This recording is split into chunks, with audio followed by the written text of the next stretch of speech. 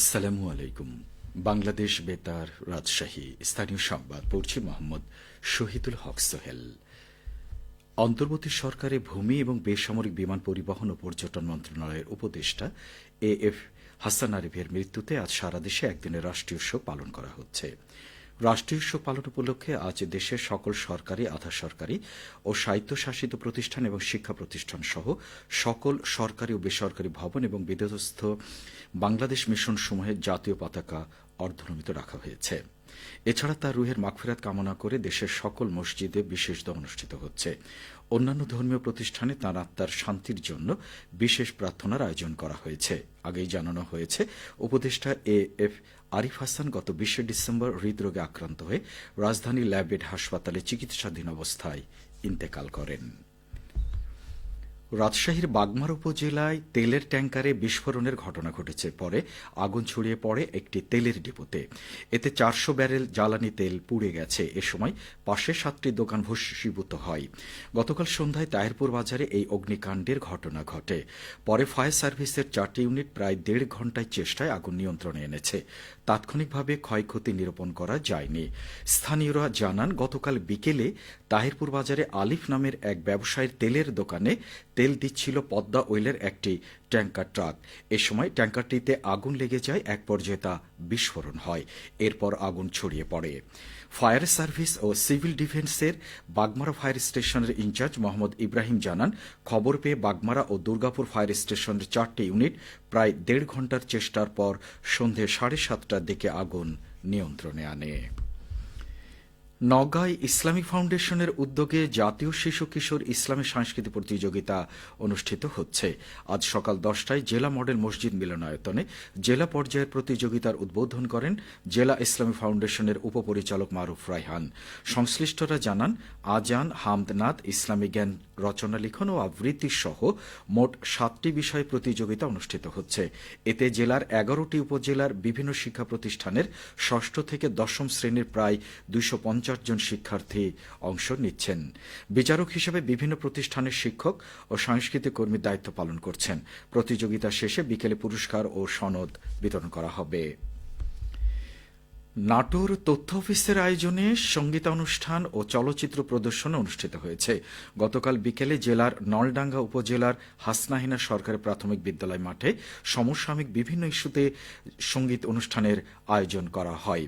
সন্ধ্যায় একই উপজেলার ভাতুড়িয়া লক্ষ্মীকোল সরকারি প্রাথমিক বিদ্যালয়ে দেশের উন্নয়ন বিষয়ক প্রামাণ্য চলচ্চিত্র প্রদর্শন করা হয়। বিপুল সংখ্যক দর্শক এই দুটি অনুষ্ঠান উপভোগ করেন। জেলা তথ্য অফিসার মোহাম্মদ আব্দুল আওয়াল জানান, জনসচেতনতা সৃষ্টি করা এবং দেশের উন্নয়নের ধারায় জনসম্পৃক্ততা বৃদ্ধির লক্ষ্যে তথ্য বিভাগ সঙ্গীতানুষ্ঠান, চলচ্চিত্র প্রদর্শনী আয়োজন সহ বিভিন্ন কর্মসূচি বাস্তবায়ন করে যাচ্ছে। বগুড়ার শেরপুরে মাদক সেবনের দায়ে 3 মাদক সেবীকে 6 মাসের কারাদণ্ড দিয়েছেন ভ্রাম্যমাণ আদালত। গতকাল উপজেলা নির্বাহী অফিসার আশিক খান তাদের এই সাজা দেন। সাজাপ্রাপ্তরা হলেন উপজেলার হাটগাড়ি এলাকার আকাশ জামুন্না, ফিলপাড়ার রাসেল রানা ও জামান্না হাটপাড়ার সোহেল রানা। শেরপুর থানা পুলিশ সূত্রে জানা গেছে, গতকাল বিকেলে গোপন সংবাদের ভিত্তিতে এসআই জাহাঙ্গীর অভিযান চালিয়ে উপজেলার গাড়িদহ ইউনিয়নের কোয়ালিটি ফিড মিলের সামনে থেকে হেরোইন সেবনের সময় আকাশ, রাসেল ও সোহেলকে হাতে নাতে আটক করা হয়। পরে তাদেরকে উপজেলা নির্বাহী অফিসার আশিক খানের ভ্রাম্যমাণ আদালতে হাজির করা হলে তাদের সাজা দেয়া হয়। বগুড়ার শিবগঞ্জে 3টি মিষ্টির দোকানে অভিযান চালিয়ে 10,000 টাকা জরিমানা করেছেন ভ্রাম্যমাণ আদালত। গতকাল উপজেলার মোকামতলা বাজারে এই ভ্রাম্যমাণ আদালত পরিচালনা করেন জাতীয় ভোক্তার অধিকার সংরক্ষণ অধিদপ্তর বগুড়ার সহকারী পরিচালক মোহাম্মদ মেহেদি হাসান। অভিযানে কদমতলা বাজারের বোম্বে সুইটসের মালিককে 5,000, বিসমিল্লা সুইটসের মালিককে 3,000 ও লক্ষ্মী 2 ঘরের মালিককে 2,000 টাকা জরিমানা করা হয়।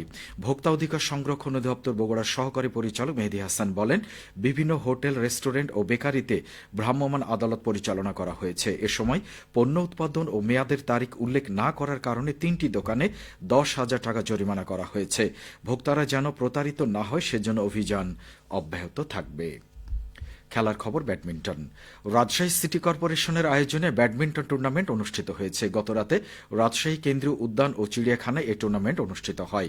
টুর্নামেন্টে 3-2 সেটে রাশিক বিজয় হয়। এর আগে টুর্নামেন্টে রাশিক এবং গ্র্যান্ড পারিজাত অংশ নেয়। টুর্নামেন্টে অংশ নেয় রাশিকের সজীব মোবারক হোসেন পারভেজ, শহীদ বুদ্ধিজীবী কলেজের সহকারী অধ্যাপক ইনার উদ্দিন, কৃষি কর্মকর্তা এস.এম. আমিনুজ্জামান, রাজশাহী কলেজের ইতিহাস বিভাগের সহযোগী অধ্যাপক আনিসুজ্জামান মানিক এবং রাজশাহী মহিলা কলেজের সহকারী অধ্যাপক ইসাক নবেল। সবশেষে আবহাওয়া। আজ দুপুর 12টায় রাজশাহীতে তাপমাত্রা ছিল 24.3 ডিগ্রি সেলসিয়াস। এ সময় বাতাসে আপেক্ষিক আর্দ্রতার পরিমাণ ছিল 67%। রাজশাহী ও পার্শ্ববর্তী এলাকায় আজ সূর্যাস্ত সন্ধে 5:23। সংবাদ শেষ হলো। আমাদের পরবর্তী স্থানীয় সংবাদ শুনবেন দুপুর 2:05।